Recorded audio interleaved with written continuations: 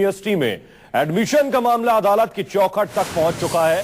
Due to के पूर्व अध्यक्ष आदित्य नारायण सुप्रीम कोर्ट पहुंचे थे, जहां उन्होंने यूजीसी के समर्थन में याचिका दायर की, लेकिन सुप्रीम कोर्ट ने इस पर सुनवाई से इनकार करते हुए कहा कि यह मामला दिल्ली हाईकोर्ट के न्याय क्षेत्र यानी दिल्ली हाईकोर्ट के न्याय अधिकार क्षेत्र में आता है, इसलिए वो हाईकोर्ट जाएं। अब डूटा के पूर्व अध्यक्ष हाईकोर्ट में अपनी याचिका दायर करेंगे। यानी डीयू और यूजीसी के बीच खींचतान अब अदालत तक पहुंच चुकी है। सुप्रीम कोर्ट में आज आदित्य नारायण ने, जो कि डूटा के पूर्व अध्यक्ष हैं, याचिका दायर की थी। सुप्रीम कोर्ट ने उनसे कहा कि यह दिल्ली हाईकोर्ट के न्याय क्षेत्र में आता है मामला, आप दिल्ली हाईकोर्ट जाएं। अब हाईकोर्ट का दरवाजा खटखटाएगा डीयू। लेकिन बड़ा सवाल यह कि छात्रों का क्या होगा, क्योंकि कट ऑफ लिस्ट आज जारी नहीं की जाएगी। प्रभाकर मिश्रा और ज्यादा जानकारी के लिए जुड़ रहे हैं।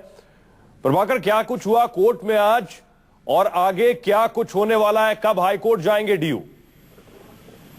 देखिए सुहेल, डीयू को हाईकोर्ट नहीं जाना है। आदित्य नारायण मिश्रा है जो फॉर्मर डूटा प्रेसिडेंट हैं और अभी दिल्ली विश्वविद्यालय के एग्जीक्यूटिव काउंसिल के मेंबर हैं। उन्होंने पर्सनल कैपेसिटी से सुप्रीम कोर्ट का दरवाजा खटखटाया था। सुप्रीम कोर्ट से कहा था कि इस मामले में इंटरफेयर करे, तो सुप्रीम कोर्ट ने कहा कि जुरिडिक्शन का मामला बनता है, हाईकोर्ट का जुरिडिक्शन है, इसलिए आप हाईकोर्ट जाइए। सुप्रीम कोर्ट ने सुनवाई से इनकार कर दिया।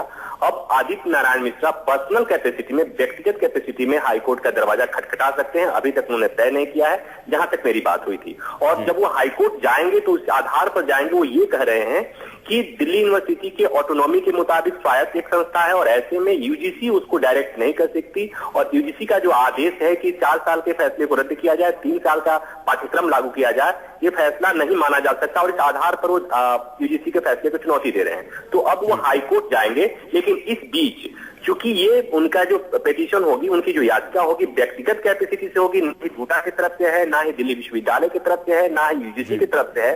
तो ऐसे में सुनवाई का जो भी असर होगा, फिलहाल आज जब सुप्रीम कोर्ट ने इस मामले में इंटरफेयर करने से मना कर दिया, तो एक तरह से ये कहें कि सुप्रीम कोर्ट नहीं चाहता इस मामले में दखल देना। और रही बात की छात्रों के भविष्य का क्या होगा, तो जिस तरह से यूजीसी और दिल्ली विश्वविद्यालय आमने सामने हैं और यूजीसी ने साफ तौर पर कॉलेजों को कह दिया है कि आपको जो भी दाखिला लेना है वो 3 साल के पाठ्यक्रम पर ही लेना है।